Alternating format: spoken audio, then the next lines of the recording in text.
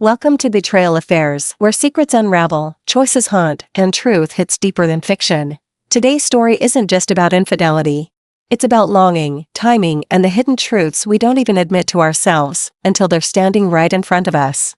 They say every woman carries a secret, something tucked behind her eyes, masked by a smile, buried so deep even she sometimes forgets it's there. Mine? Mine didn't start with a lie. It started with a question, a quiet, aching whisper that echoed louder each time I tried to ignore it. I was 27, in a relationship that, by all visible measures, was good. Ryan, he was the kind of man women dream about when they're tired of games. Stable, loyal. The kind of man who remembered your birthday and your coffee order. The kind of man who showed up, not with drama, but with consistency. We'd been dating for almost a year, and by then, our lives had quietly begun to merge. His toothbrush had its place in my bathroom. His hoodies hung on the back of my chair. His presence was expected, normal. But inside me there was a hum, a small dissonance I couldn't name. It wasn't that Ryan lacked anything specific. It was that I lacked something around him, passion maybe, or the dangerous flutter of being truly, undeniably wanted. I felt safe, but never undone. Then came Erev. He wasn't the type of man who sought attention. He didn't need to. He was tall, quiet, reserved in a way that felt intentional, not shy but controlled. He didn't dominate rooms, he made them pause. He was Ryan's best friend since college, someone I'd heard stories about long before I met him. And the first time we did meet, I remember the room growing still. Not for anyone else, just for me. He walked in, offered a nod, and said my name with this calm intensity that made my skin tighten. When our eyes met, it wasn't flirty or casual. It was knowing. Like he saw past the person I was performing and glimpsed the woman beneath. The one who still had questions. I told myself I imagined it. That I was projecting. That I was hungry for attention and reading into something that didn't exist. But that look stayed with me. Over the weeks we crossed paths more. Group outings, barbecues, movie nights. Ryan never suspected a thing, why would he? Erev never crossed a line. Not with words. But his silence. God, it said so much. He never flirted. He never lingered too long. But every now and then, I'd feel his eyes on me, not possessive, not inappropriate, just watching. Quietly, deeply. And slowly, I started watching too. I hated myself for it. Or at least tried to. I'd kiss Ryan and feel this tiny drop of guilt, not for anything I'd done, but for what I was thinking. I'd lie awake at night beside him, wondering what it meant that my mind wandered to his best friend. Then came the night that changed everything. We were all at my apartment. Just the three of us. Pizza boxes on the table.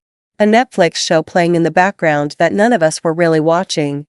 Ryan got a call, some work emergency. He looked at me, half laughing, and said, "Don't let her get bored, bro. I'll be back in an hour." And then he left. The door clicked shut, and the air changed. Erev and I were alone. At first, we kept our distance. He sat at the edge of the couch, scrolling through his phone. I picked up the remote and turned up the volume on the TV, pretending to be invested in the show. But neither of us was watching. The silence wasn't awkward. It was charged, heavy with unspoken things. I could feel him even when I wasn't looking. Every second dragged like an hour. "I'll make tea," I blurted, more to escape than offer. I walked into the kitchen. My hands were jittery as I filled the kettle. I needed space. I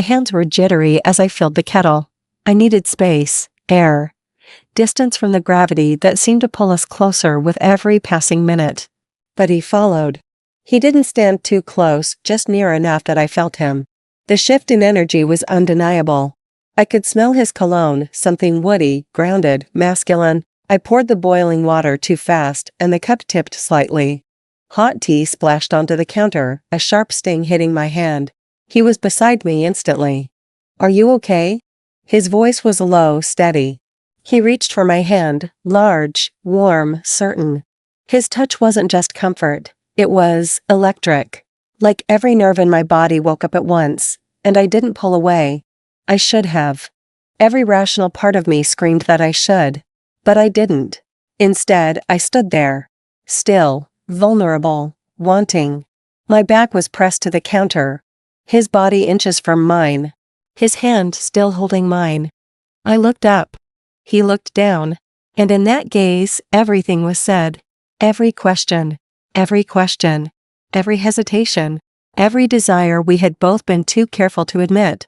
His other hand moved, slowly, gently, to my waist. He gave me time to stop him. I could have. I didn't. When his lips brushed my neck, I didn't flinch. I closed my eyes. When his fingers found the skin beneath my shirt, I leaned in. We didn't go too far. We didn't undress. But we crossed something deeper than skin. We shattered the line between should and want. When Ryan returned, we were seated apart. I handed him a cup of tea with a smile. Arav made a joke about the show. We laughed. We pretended. But something inside me had shifted. And I knew, so had he. The next day, there was no text. No call. No mention. But I thought of him. Every quiet moment. Every quiet moment. Every time Ryan reached for me and I didn't feel that ache. That spark. That sense of being seen. I wasn't in love with Arav. Not yet. But in that kitchen, in that silence, I had been more alive than I'd ever felt in my entire relationship. And that scared me more than anything. The hardest part wasn't what happened that night. It was waking up the next morning, pretending it hadn't. Ryan kissed me goodbye before heading to work, humming under his breath, asking if I wanted to order Thai food later. I nodded, smiled. But all I could hear was the silence between Arav and me. No text. No apology. No we need to talk. Just nothing. And yet, that nothing screamed louder than words ever could. He was retreating, or maybe waiting for me to say something first. I didn't. I couldn't. Not because I didn't want to, but because I didn't know what I wanted. For the next few days, everything felt off. I looked at Ryan and felt this deep ache, not because he had done anything wrong, but because I had. I felt distant, removed. Like I was living beside him, not with him. Every time he touched my arm or leaned in to kiss my cheek, my body tensed before I could stop it. I hated myself for it. And yet, I kept replaying that night in the kitchen. The tea, the hand on my waist, the breathless pause before his lips found my neck. It had been so brief, so simple. And still, it split my life into two parts, before and after. It was a week before I saw Arav again. We were at a friend's birthday party. There were at least 20 people there, music playing, drinks flowing, but when I walked in and saw him across the room, my breath caught. He didn't come over right away. But I felt him. Watching. Waiting. Eventually, we ended up at the bar together. Alone. Accidentally, or maybe not. He didn't touch me. He didn't even look directly at me. But he whispered, "You okay?" I nodded. "You?" A pause. Then, no, we didn't talk about that night, not directly. But the tension was thick. Every word we spoke felt like a step closer to something neither of us dared name. "I thought you'd text," I admitted. "I wanted to," he said. "But I didn't know if I should." Neither did I. He finally looked at me then, and in his eyes was the truth. We were both lying to ourselves, trying to hold back something that had already taken root. I left the party early that night. Ryan stayed behind, catching up with old friends. Arav didn't follow me out. But when I sat in the Uber, staring at the city lights blurring through the window, I wished he had. Over the next month, everything blurred. Ryan remained steady, loving, kind, completely unaware. He planned a weekend getaway to the mountains. He talked about us moving in together officially. And all I could do was nod, smile, lie. Every night, I went to bed feeling torn in half. I kept telling myself it was just attraction, a moment, a mistake. That Arav and I had chemistry, sure, but not substance. Then came the text, late one night, just one sentence. "Do you think about it too?" I stared at my phone for almost an hour. I typed, deleted, typed again. Finally, I sent every damn day. That opened a door. We didn't sext. We didn't send photos. But our conversations were emotional, dangerous, raw. We talked late into the night about everything, what we wanted, what we missed, what we feared. He confessed things Ryan had never told me. I shared stories I had buried years ago. We started to know each other, really know each other, and that scared me more than any physical affair ever could. Because emotional affairs? They're deeper, slower, more destructive. And this was starting to feel like one. One Saturday, Ryan suggested inviting Arav over to help with some furniture. The moment he said it, my chest tightened. When Arav arrived, it was like nothing had changed. He greeted Ryan with a hug, laughed about something from college, and handed me a bag of donuts from my favorite bakery, claiming it was just a coincidence. But I knew it wasn't. Neither did Ryan. At one point, Ryan left to grab something from the store. I stood in the living room, surrounded by flat-pack wood and screws, trying to focus on instructions. Arav came beside me. "Can I ask you something?" he said quietly. I nodded. "What are we doing?" I didn't have an answer. Because I don't want to be the guy who ruins things. I never wanted this. My throat tightened. I didn't either, I whispered. But here we are. For a long moment, he said nothing. Then, "If you ever choose him completely, I'll disappear, I swear. But if there's even a small part of you that's still uncertain, tell me now. Because I'm falling and I don't think I can stop." I could have said something rational. I could have walked away, but I didn't. Instead, I whispered, "I don't know what I want, but I know what I feel when I'm around you." That night, we kissed. Just once. But it wasn't lust, it was grief, passion, desperation, all at once. And it was enough to change everything again. I wish I could tell you I came clean, that I told Ryan the truth, that I owned up to my betrayal and faced the consequences. But I didn't. Instead, I became two people. The girlfriend who laughed at dinner, talked about vacation plans, and curled up beside him at night. And the woman who sent long, aching messages to someone else's phone. It started to wear on me. The lies. The guilt. The constant pretending. I cried in the shower. I lost weight. I stopped recognizing the woman in the mirror.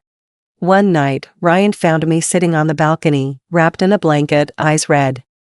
"You okay?" he asked. "I'm tired," I said. He pulled me close. "We'll get through this, whatever it is." And I wanted to scream. To tell him that he wasn't the problem. That I was. That I had broken something sacred and I didn't know how to fix it. But instead, I stayed quiet. Eventually, Arav ended it. He didn't ghost me. He didn't vanish.